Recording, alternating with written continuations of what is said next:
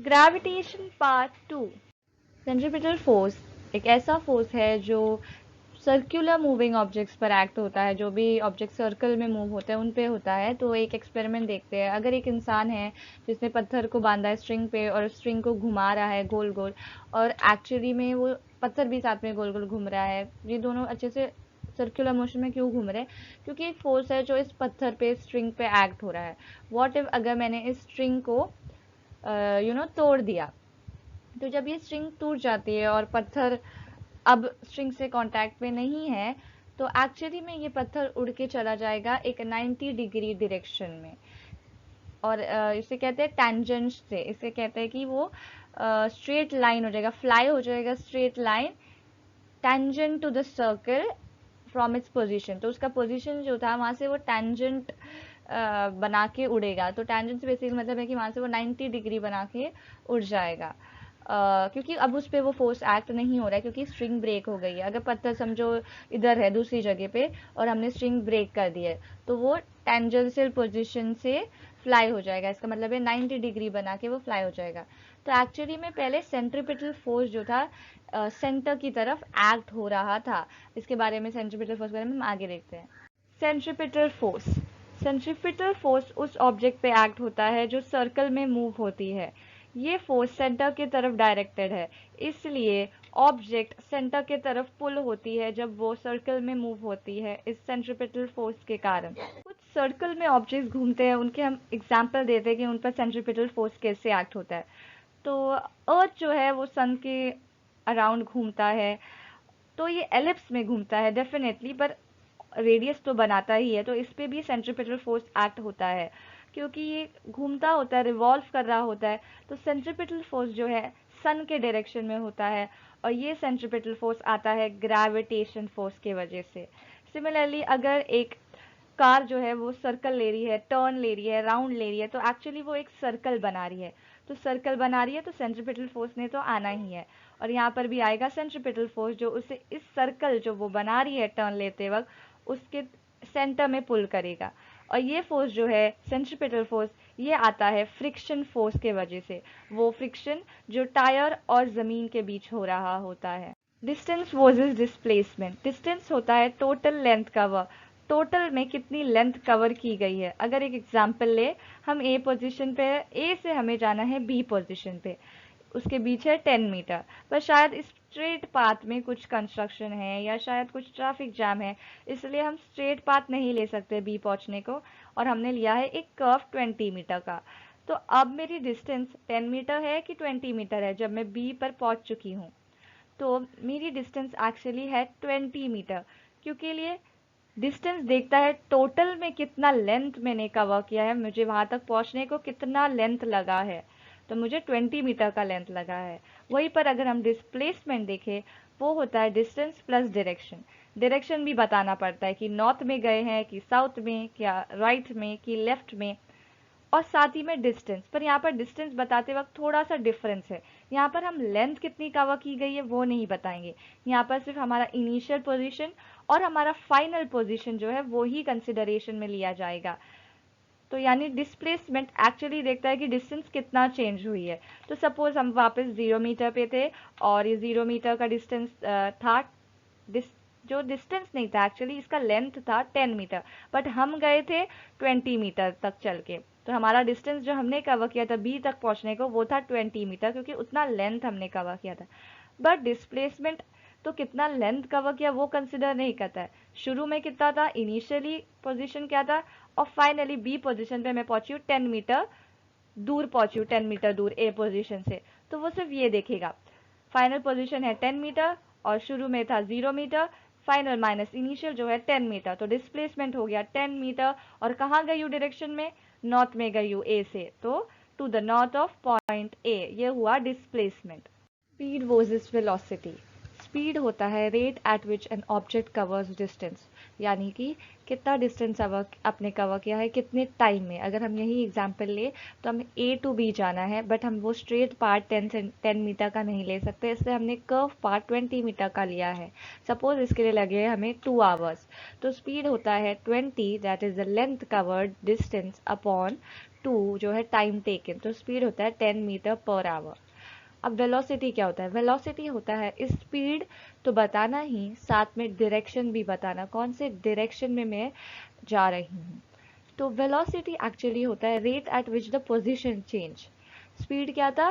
Rate of the object covering the distance, तो object ने कितने रेट पे कवर किया, कितना टाइम लिया है कवर करने को डिस्टेंस। जबकि वेलोसिटी होता है आपकी पोजीशन कौन से रेट पे चेंज हुई है, तो change in the distance upon time, आपकी जो पहले आप कहाँ थे और लास्ट में आप कहाँ थे, इसको कितना टाइम लगा है, ये मेजर करती है वेलोसिटी। तो वेलोसिटी एक्चुअली मेजर कर रही है आपका डिस्प्लेसमेंट अपॉन टाइम। तो यही एग्जांपल ले, तो यहाँ पर वेलोसिटी हमें मेजर कर रही है डिस्प्लेसमेंट अपॉन टाइम, इसलिए हम 10/2 लिखते हैं। और बताना होगा तो हमें मिलता है 5 metre per hour in the north direction. तो यहाँ पर हम लोग डायरेक्शन बताएंगे तो ही उसे वेलोसिटी कहते हैं। एक्सेलरेशन होता है rate at which velocity of an object changes. अगर एक ऑब्जेक्ट की वेलोसिटी चेंज होती है तो ही एक्सेलरेशन होता है। एक्सेलरेशन मतलब क्या? जब आप कभी भी कार में ट्रैवल करते हो और अचानक से आप गाड़ी रोक देते हो तो आपको धक्का लग जाता है एकदम से, या फिर आप अचानक से गाड़ी की स्पीड फास्ट कर देते हो तो आपको पीछे धक्का लग जाता है। या फिर आप बस में ट्रैवल कर रहे हो और बस टर्न लेती है, अगर राइट में टर्न लेती है तो आप लेफ्ट में आपको धक्का लग जाता है, या फिर आप लेफ्ट में लेती है तो आपको राइट में धक्का लग जाता है। तो ये सब जो धक्का क्या लगना है, ये जो अचानक से आपको क्या होता है, तो ये एक्चुअली आपकी जो ऑब्जेक्ट है, जो भी बस है या ट्रेन है या जो भी है, वो अचानक से उसकी वेलोसिटी चेंज हो रही है, उसका डिस्प्लेसमेंट कम ज़्यादा हो जा रहा है, वो कभी कम डिस्टेंस कवर कर रहा है, कभी ज़्यादा कवर कर रहा है टाइम में, तो इसे कहते हैं वेलोसिटी चेंज होना। तो वेलोसिटी चेंज होने का जो इफेक्ट होता है उसे कहते हैं एक्सेलरेशन। तो अगर आप एक कार में ट्रैवल कर रहे हो और अचानक से आपकी स्पीड बढ़ जाती है तो अचानक से आपको वो धक्का लग जाता है। तो basically an object is accelerating if it is changing its velocity. अगर वेलोसिटी चेंज हो रही है मतलब वो ऑब्जेक्ट एक्सेलरेशन में है। वेलोसिटी चेंज होने में एक्सेलरेशन का फॉर्मूला होता है change in velocity upon time. तो कितनी वेलोसिटी आपकी चेंज हुई है कितने टाइम में। अब वेलोसिटी चेंज कब कब होती है? अगर आप स्पीड अप होते हो तो वेलोसिटी चेंज हो रही है, क्योंकि आप डिस्टेंस ज़्यादा कवर कर रहे हो, आपका डिस्प्लेसमेंट ज़्यादा है। स्लो डाउन कब होती है? जब आप स्लो डाउन होते हैं तो भी आपका डिस्प्लेसमेंट चेंज हो रहा है, अब ज़्यादा डिस्टेंस नहीं कवर कर रहे हो, कम डिस्टेंस कवर कर रहे हो, या फिर आपका डायरेक्शन चेंज होता है। तो वेलोसिटी में ये सारी चीज़ें कंसिडरेशन में आती है, स्पीड कंसिडरेशन में आता है। तो ये स्पीड में अगर कोई चेंजेस हुआ तो वेलोसिटी चेंज हुई। वेलोसिटी का फॉर्मूला होता है स्पीड अपॉन टाइम, और डायरेक्शन भी कंसिडर में लिया जाता है। तो अगर आपका डायरेक्शन भी चेंज हुआ तो भी वेलोसिटी चेंज होती है। तो acceleration is changing in the velocity upon time. Centripetal force. Centripetal force एक बॉडी पे तब एक्ट होती है जब वो सर्कल में घूम रहा होता है, और ये सेंट्रीपिटल फोर्स इस ऑब्जेक्ट को सेंटर की तरफ पुल करके रखता है। इसका फॉर्मूला होता है mv²/r, जहाँ m उस ऑब्जेक्ट का मास है, v उस ऑब्जेक्ट की वेलोसिटी है यानी उसका डिस्टेंस कैसे चेंज हो रहा है टाइम के साथ, r उस ऑब्जेक्ट का रेडियस जो है सर्कल के साथ बनाया गया। अगर मैं वेलोसिटी की जगह कुछ और सब्स्टिट्यूशन करना चाहूँ ताकि मैं इस फॉर्मूला को सिंप्लीफाई करूँ, तो वेलोसिटी का फॉर्मूला है distance covered upon time taken. अगर मैं टाइम कंसिडर करती हूँ कैपिटल टी यानी टाइम पीरियड, जो है एक रेवोल्यूशन कंप्लीट करने का टाइम, तो क्योंकि मैंने सिर्फ एक रेवोल्यूशन कवर की है तो मैंने डिस्टेंस जो कवर किया होगा वो होगा एक बॉर्डर सर्कल का, और इस बॉर्डर की लेंथ को कहते हैं सरकमफ्रेंस, और ये सरकमफ्रेंस की वैल्यू होती है 2πr। तो इसलिए हमारी वेलोसिटी की वैल्यू हो गई 2πr डिस्टेंस अपॉन जब टाइम था एक रेवोल्यूशन का टाइम। अगर मैं इस v की जगह पे लिख दूँ 2πr अपॉन टी फॉर्मूला में, और फिर उसे ओपन करूँ स्क्वायर को, तो हमारे पास है m, और 2 स्क्वायर बन गया 4, pi square R square upon T square था, पर ये टी डिनोमिनेटर में था, न्यूमरेटर के डिनोमिनेटर में था, तो इसलिए वो फाइनल डिनोमिनेटर में नीचे ही चला जाएगा, और नीचे डिनोमिनेटर में था आर जो मल्टीप्लाइड हो गया टी स्क्वायर से। अब हम क्या करेंगे, आर से न्यूमरेटर और डिनोमिनेटर को मल्टीप्लाई करेंगे, क्योंकि हमें थोड़ा कुछ सिंप्लीफाई करना है। तो न्यूमरेटर में आर स्क्वायर तो था ही, एक और एक आर आ गया तो आर क्यूब बन गया। डिनोमिनेटर में आर तो पहले से था, आर स्क्वायर बन गया, एक और एक आर आ गया। तो अब 4 एक नंबर है जो कांस्टेंट है, m उस ऑब्जेक्ट का मास है जो कांस्टेंट है, पाई भी एक कांस्टेंट क्वांटिटी है, और R cube upon T square जो है वो है 1/k। क्यों? ये k प्लस लॉ के हिसाब से होता है। k प्लस थर्ड लॉ में कहा गया है T² upon R³ equal to K, और हमारे पास फोर्स के फॉर्मूला में आया है R³ अपॉन T², यानी उल्टा हो गया है, इसलिए इक्वल टू K की जगह आ जाएगा उल्टा 1 अपॉन K। अब 4 भी कांस्टेंट, m भी कांस्टेंट, पाई स्क्वायर भी कांस्टेंट, और ये k तो कांस्टेंट ही था क्योंकि हमने ये कांस्टेंट लिया था प्रोपोर्शनैलिटी साइन को हटाने को। तो सिर्फ हमारे पास बचता है r, तो हम लिख सकते हैं f is equal to constant into 1 upon R square. अगर ये कांस्टेंट मुझे हटाना है तो मैं लूंगी प्रोपोर्शनैलिटी साइन, तो हो जाएगा जो सेंट्रीपिटल फोर्स है ये डायरेक्टली प्रोपोर्शन है रेडियस, इनवर्सली प्रोपोर्शन है सॉरी, रेडियस के स्क्वायर से। इसका मतलब क्या, रेडियस का स्क्वायर बढ़ेगा तो फोर्स कम होगा। जितना ज़्यादा बड़ा सर्कल है, जितना ज़्यादा रेडियस है, उतना कम उस ऑब्जेक्ट पे एक्ट किया हुआ फोर्स है। जितना कम रेडियस है, जितना क्लोज है वो सेंटर से ऑब्जेक्ट, उतना ज़्यादा उसको पकड़ सकता है सेंट्रीपिटल फोर्स।